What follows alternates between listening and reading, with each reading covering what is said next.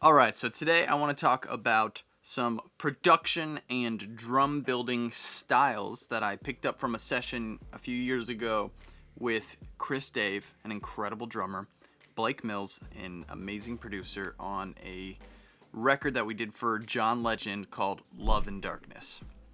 So there are several schools of thought when it comes to approaching drum production for a record. There is the more traditional route, which is a song is written and a drummer sits down at a live drum kit with microphones and plays the song on the drums.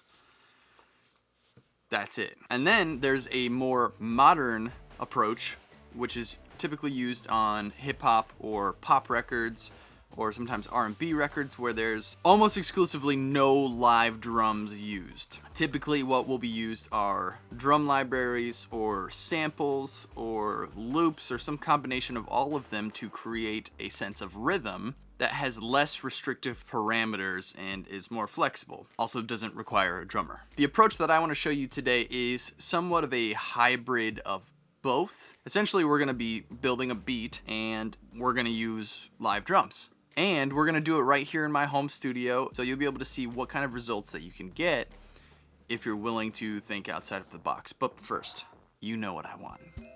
Smash that like button, hit the subscribe button, notification bell, and let's get into it.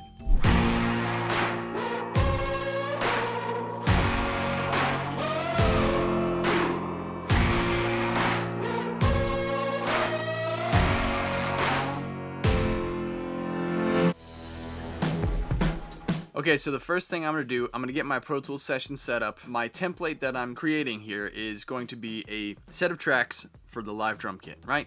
Got all the close mics, the overheads. I'm just going to do a very simple setup for this drum kit. I'm actually going to label these FK kick in, FK kick out, and I add the .01 at the end to indicate playlist 1, so when I flip to a new playlist, it's very obvious which take is which. Holy. Now what I'm going to do is I'm going to duplicate my drum tracks. Let's see how many layers. Let's just start with 1, 2, 3 new duplicates. Okay, so what I'm going to do is I'm going to color code the tracks and group them, so it's very easy to flip between my drum layers. FK2, boom. Okay, so I've got 1, 2, 3, 4 sets of drum kit tracks. I have an instrument track set up. I'm going to record a couple loops that I will build the drum beat to, right? So let's just do a A section and a B section just for the sake of this video. And each section I'm going to build out the drum beat, right? So there are 4 sets of drum mics, or drum tracks, essentially, right? But they're all mics on a live drum kit. So the first set of tracks, what I'm going to use, instead of just playing a drum part, what I'm going to do is take the cymbals off and just play the kick drum and the snare drum. And occasionally, maybe one drum fill or something with the toms, right? So it will essentially be like I'm programming the beat. You're gonna lay that down, I'm gonna come back over here, and I'm gonna beat detect it. I'm gonna edit it, lock it to the grid.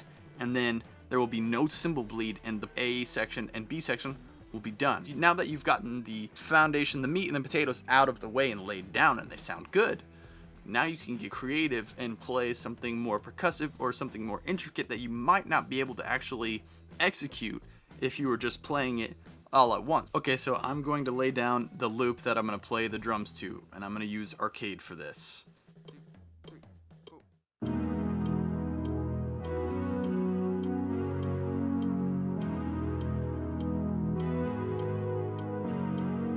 Okay, so actually let's do 3 sections. We'll do A section, B section, and C section. So you got verse, pre-chorus, chorus, right? Sweet. All right, quantize and commit. Also, side note, arcade works on Catalina. How dope is that? That's great. Let's move over to the drums. Okay, here we go.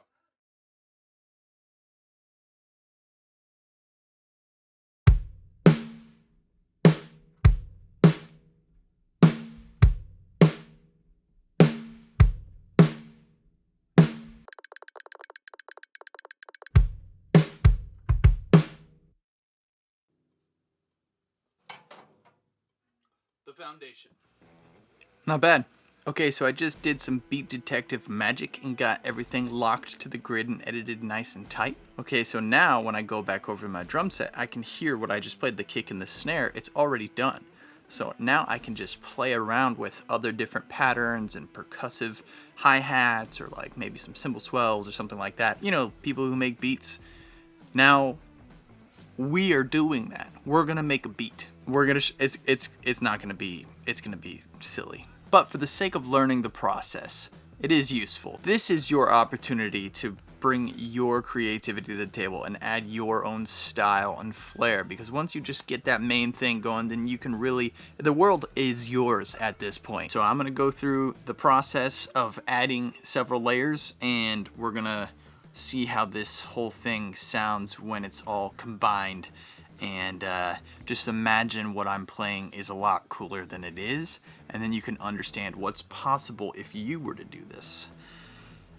Yeah, let me know what you think about these drum sounds down in the comments. Yeah.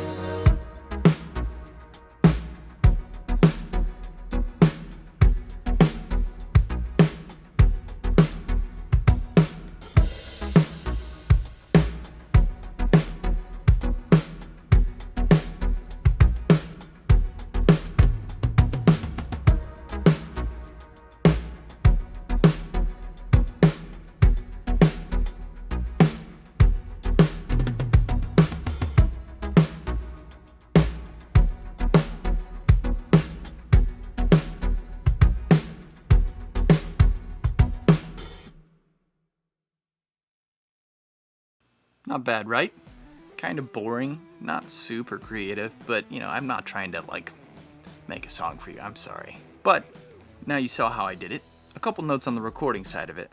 Let's say we're grabbing just a hi-hat take, right? You got your hi-hat mic. I encourage you, maybe grab the overhead mic too. Maybe grab the room mic too. Like, you might not use it. You obviously don't need the kick drum mic. You don't need your tom mics when you're recording hi-hat. But if you grab a couple extra mics, that just gives you more flexibility after you record the take to make that performance or that sample sound a little more unique or a little more creative. If you think about it, what you're doing is we're making a beat, but you're creating the samples as you make the beat. So if you have a sample library that you made, the more flexibility you have, the cooler the sound you can make after the fact. What else is really cool about it is, since we're recording all of these elements individually, there's no bleeding between the mics or the drums. So you can, after you record the part, you come back over to your computer and you can chop and edit it and get those fades and the timing locked exactly how you want it. And if you want, you could literally just recreate the performance and make a completely different pattern, a completely different performance. That is super valuable and really fun to experiment with. Back when we were working on the Darkness and Light record, between Chris's performance on the drums and Blake's curiosity with the sounds, let me first say, it was super obvious Chris had done this before. Like, the dude was just like a magician on the kit. It was so cool to see a beat being built on a ridiculous drum set in a beautiful room with incredible sounds. He was extremely creative with what he was playing and the sounds that he was making with the drums. It was so cool. By using his unconventional techniques and the interesting patterns, he created a unique rhythmic environment for the song, which I'd never seen before.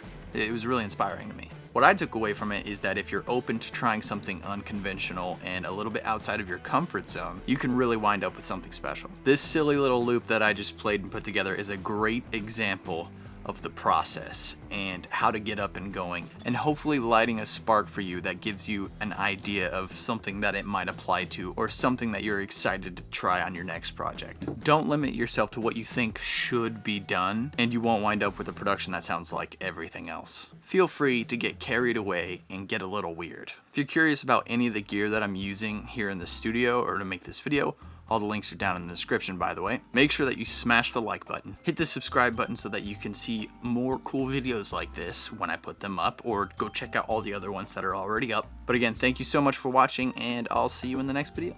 Peace.